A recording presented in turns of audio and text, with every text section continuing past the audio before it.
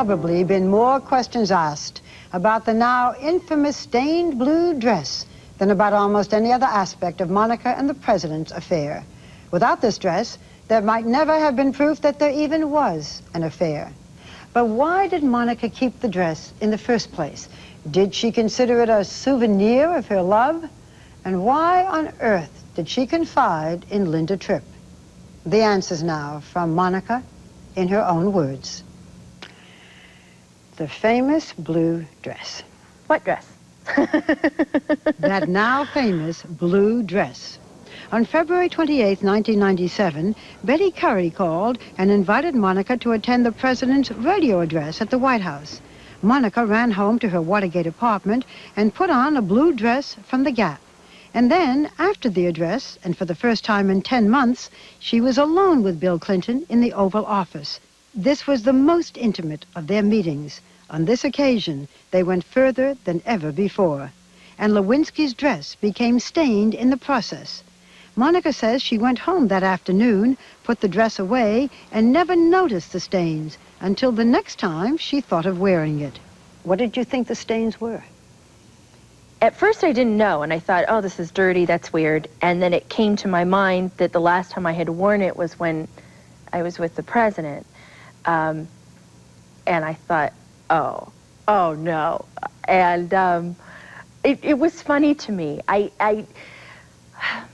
The whole subject of the dress has been one of those topics this past year that I know is, it's a lot more fun to think that I kept it as a souvenir, to think that I cherished this and I would never clean it, and I was some sick, deranged person who kept this as a trophy, but that's not what it was. What many people find disgusting is that you did just take this dress and send it out to be dry cleaned. What happened was, I have a lot of clothes, and the next time when I had gone to put on this dress, when I believe it was the time that I noticed it was soiled, it didn't fit. I'd gained weight. So it was sort of this frustration, oh, this thing doesn't fit anyway. I threw it in the closet. And it was funny. I had mentioned it to my girlfriends. We laughed about it. With one, I even joked, gee, maybe he'll pay for the dry cleaning. It was, and it never thought that this was something that was serious or incriminating. Of course not. It wasn't an issue. I was never going to talk about this relationship. Why did you tell Linda Tripp about this dress? Because it was funny. It was funny. And then she told you, save this dress. Yes. Listen to this tape. I don't trust the people around him, and I just want you to have that for you. Put it in a baggie, you put it in a Ziploc bag. What for, though? I don't know, Monica. It's just this nagging, awful feeling I have in the back of my head.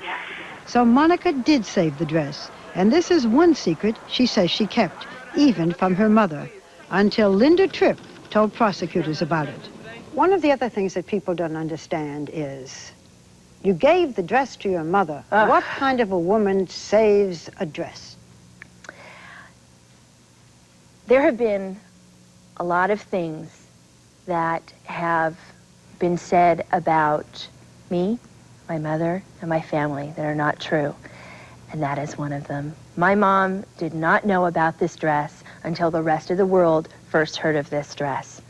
And it was, I think, a few weeks into this nightmare, and it was on the TV, and she turned to me and she said, what is this about this dress? Is this one of these crazy things that they keep talking about? And I looked at her and I said, well, and she said, well, where is it? And I said, in your apartment in New York.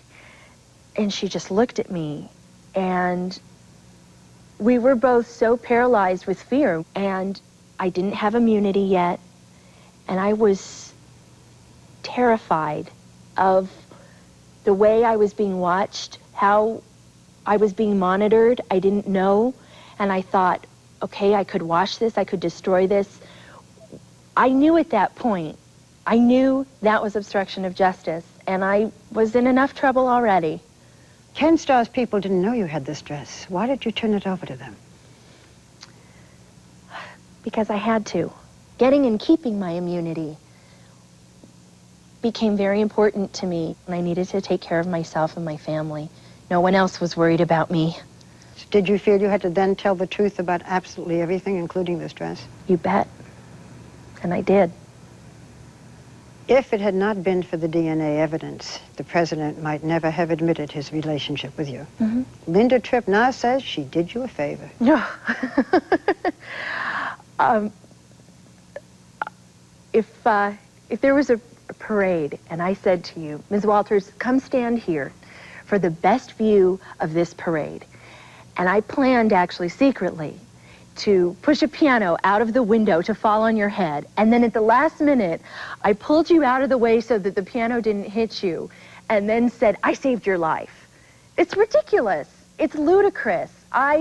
This dress is one of the most humiliating things that has happened to me. Every man that I have met since this thing has happened eventually says to me, so what's the real story with the dress? And it's humiliating. I wish I hadn't had it. Will this dress be returned to you? I don't know. If it is turned over to you as your property, what will you do with it? I'll burn it. When we come back, what Monica calls D-Day. The president tells Monica that the relationship is over. What did he say? And how did she handle it? You would scream at him sometimes over the phone. I mean, you would scream at him in person. You would threaten him. The President of the United States.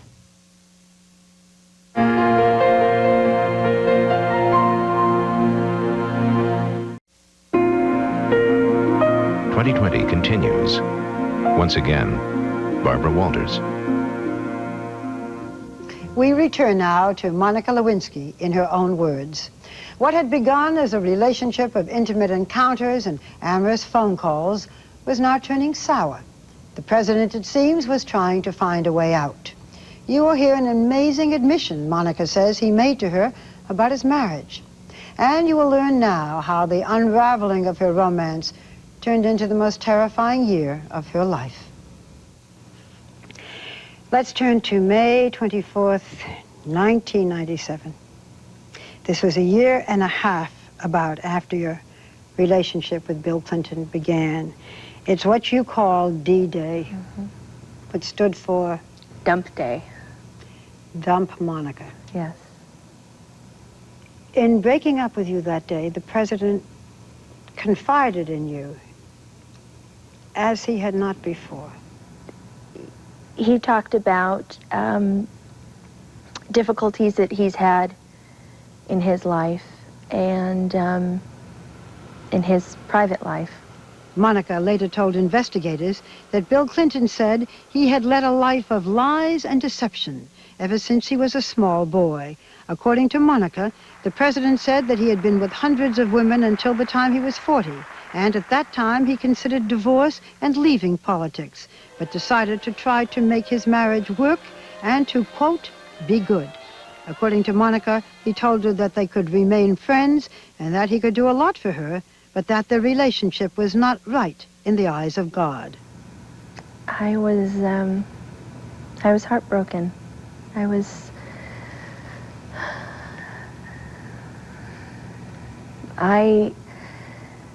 I didn't want the relationship to end. You want so badly to hold on to this thing that you want, and it hurts. You said that when you left Bill Clinton's office that day, you sobbed in the arms of Betty Curry. And there were times when she escorted you into the president's office and left and so forth. Do you think that Betty Curry was an enabler? I certainly know that this relationship could not have continued the way it did when I was at the Pentagon and the president was obviously at the White House without Betty. In retrospect, do you think that Betty Curry knew about your relationship with the president? She strikes me as the type of woman that probably wouldn't even have allowed herself to think that. She certainly knew that there was a personal relationship there, something that caused me great happiness and great distress. A scene that has been talked about and written about was when you went to the White House, an unscheduled visit to see Bill Clinton. And you were told at the gate that he was meeting with a woman, a journalist named Eleanor Mondale. You got mad, you stalked off, and angry Bill Clinton called you later and said, Monica, you made a stink. He was furious. Where were you at that point in your head? I was at the end of my rope. I mean, this was... I don't know that people can understand the push and pull of this relationship. I mean, how confusing it would be for me to, on the one hand, have someone saying things to you, I promise this, I promise that, I care about you, I don't want to hurt you, I want to take care of you, and then the actions are something different. And then you get into a fight, and then you make up. And then he says everything's okay and I miss you, and then he doesn't want to see you. It's pretty tough emotionally. Towards the end of the relationship with Bill Clinton, you had many arguments. You would scream at him sometimes over the phone. You would threaten him. The President of the United States? I didn't see him as the President of the United States. I saw him as a man, and that was how I treated him. Were you then out of control? Mm-hmm. Yes. I think that's, for someone like me, who's a very passionate, loving woman, I think you often get close to that line. And I went through a very difficult period, and I could not recognize that I needed help. And I needed to be on some sort of antidepressant. Much later on, after everything with Ken Starr, after the affidavit, this past year, you were put on medication, yes? Yes. One of the things that perhaps people don't understand is that once he broke off the sexual relationship, Bill Clinton continued to have conversations with you, meetings with you. Yes. It isn't the end is the end and that's it. No, no. But I also have to add that there was another element to all this, which was my job. And I had lost my job, and I had been promised that I could come back. You know, other women have had sexual relationships, and they don't expect that out of it is going to come a job. I never expected that out of this relationship would come a job. But you never then in a million said, years. you got to help me get a job. No, what happened was that he promised me on April 6th, 1996, when I had to leave the White House. Okay. He promised me, and he said to me, I promise you, if I win in November, I'll bring you back like this. Okay, and he didn't, so he didn't keep his promise. Mm-hmm. So you could have said he didn't keep his promise, he didn't get me a job, so be it, but you held him to that. I did. I did. Towards the end of this relationship, you were a real pain in the butt. You bet. You bet. So the president breaks up with you. Finally, you decide you want to get out of Washington. And Linda Tripp suggested that you ask Vernon Jordan, the president's very close friend, a very powerful man, and he helped you look for a job. Now, you have been very adamant that Vernon Jordan's help was not in any way a payoff for your silence. But then tell us why you think he was helping you. I don't think I've ever said that I thought Mr. Jordan's assistance had nothing to do with the fact that the president and I were at least friends. But I was never promised a job for my silence. Your feeling was that the president had said to Vernon Jordan, help her? Do you think that Vernon Jordan knew that you had an affair with Bill Clinton? I don't know.